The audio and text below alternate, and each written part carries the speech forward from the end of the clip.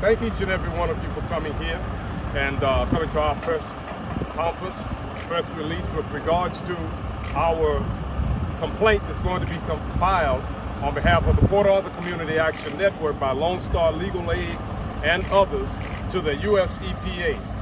This complaint is regarding the facility you see in the background, Oxbow Calcinite.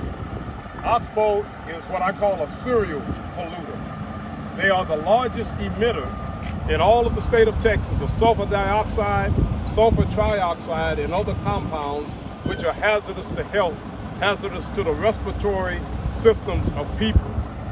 And we want to make sure that the U.S. EPA and other agencies, and other regulatory agencies, know and understand that this is unacceptable. 11,000 tons are emitted from this very facility you see behind us here. The particulate matter is especially egregious because it can cause various lung ailments, heart disease, and even some forms of cancer. So we're going to take measures to get with the U.S. EPA by filing this complaint and have something done about this to make the air better for the citizens of Port Arthur, Texas, and of Southeast Texas. I'd like to turn this over now to Amy Den, who is the managing attorney with Lone Star Legal Aid. Amy? Good morning. Thank you all for being here. We are very privileged to be standing here with John Beard of Port Arthur Community Action Network and be explaining the legal action that we are taking against the facility behind us, Oxbow. We are basically filing a civil rights complaint to complain about the TCEQ, which is the Texas Commission on Environmental Quality's permitting and regulation of the Oxbow facility. Oxbow released over 22 million pounds of sulfur dioxide each year between 2016 through 2019 based on available data from the state. That makes it one of the largest sources of air pollution in Texas. It's a far larger source than any other of the refineries or petrochemical plants in Port Arthur of SO2. Sulfur dioxide can trigger coughing, lung disease, eye irritation, and is a main ingredient in microscopic soot particles that can trigger asthma and heart attacks. And this is unlike most other modern industrial facilities. Unlike other modern facilities, does not have a pollution control device called a scrubber that would capture the CO2 being emitted from the facility, and specifically because the TCEQ has not required it.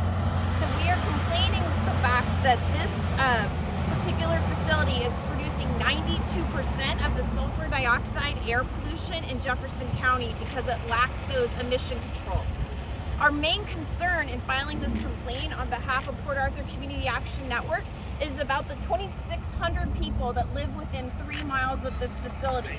98% who are people of color and 62% who are low income and are disproportionately bearing the impacts of this air pollution on a daily basis. We need the TCEQ to regulate this facility as it does all others and require appropriate emission controls. I'm going to turn it over to my colleague, Chase Porter. Hi everyone, I'm Chase Porter. I'm an Equal Justice Works Fellow and attorney at Lone Star Legal Aid. We work closely with John's group, Pecan. I just want to build on what John said. The Civil Rights Act at its core is about fairness.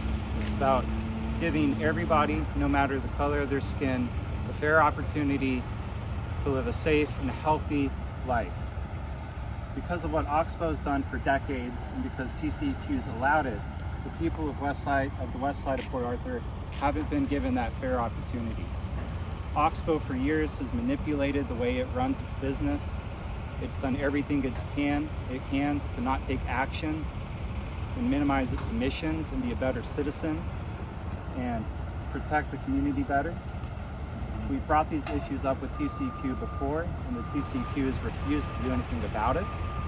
The TCEQ has, through lax oversight and an unwillingness to take seriously the concerns raised by the many people on Port Arthur's west side, have allowed this to keep going.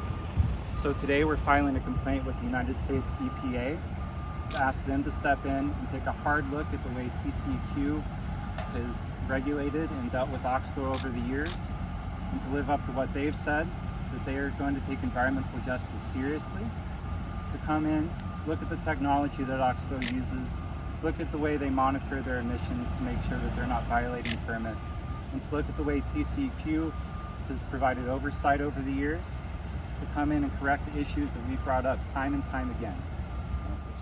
To what Chase and Amy have both said, this is an action based on Title VI of the Civil Rights Act, which basically says that everyone, no matter what race, color, creed, or national origin, has the right to breathe clean air, to live in a clean, safe environment. And we know by the amount of compounds released from this facility that that cannot be so. All you have to do is look at statistics for Port Arthur. Port Arthur is a cancer cluster. We have twice the state and national average for cancers, heart, lung, and kidney diseases. This is contributing to it, and it's unacceptable. It has to stop. So we're going to work and try to get the EPA to intervene with TCEQ and other agencies based on what the Biden administration has said initially, that there has to be some environmental justice for communities like Port Arthur. Port Arthur is a showcase community. And what better place to show that you're going to put your money where your mouth is and do the right thing to help people in these types of communities that are impoverished and that have health issues, serious health issues. There are a number of people who are part of my organization, some of whom have cancer and recurrence of cancer. One person in particular has cancer. Her husband has only completed recently treatment, chemotherapy for cancer. Her daughter is a cancer survivor, but she lost her brother 8 months ago, and several other friends who've moved back here in their retirement years over the year. You have another member of our organization who has grandchildren who are on nebulizers, 3, 4, and 5-year-old children on nebulizers and taking breathing treatments. You have a retired school teacher who cannot get outside and enjoy her garden or enjoy her yard because she has to stay tied to an oxygen machine and take breathing treatments on a frequent basis every day. Air is life. Breath is life. And our breath and our life and our air is important and it's crucial. And when something like this happens, 11,000 tons of emissions per year, then something has to be done. So we're crying out for that help, and we're going to do everything within our power legally as well as socially to do this. There can be no environmental justice unless you address these environmental justice problems. And so that's what we're trying to do, is to bring attention and have these problems addressed and eliminated. There's no need for them to operate in the fashion they do. We need clean air to breathe. It's a matter of life and breath. Thank you. Yeah, I've got one. Okay.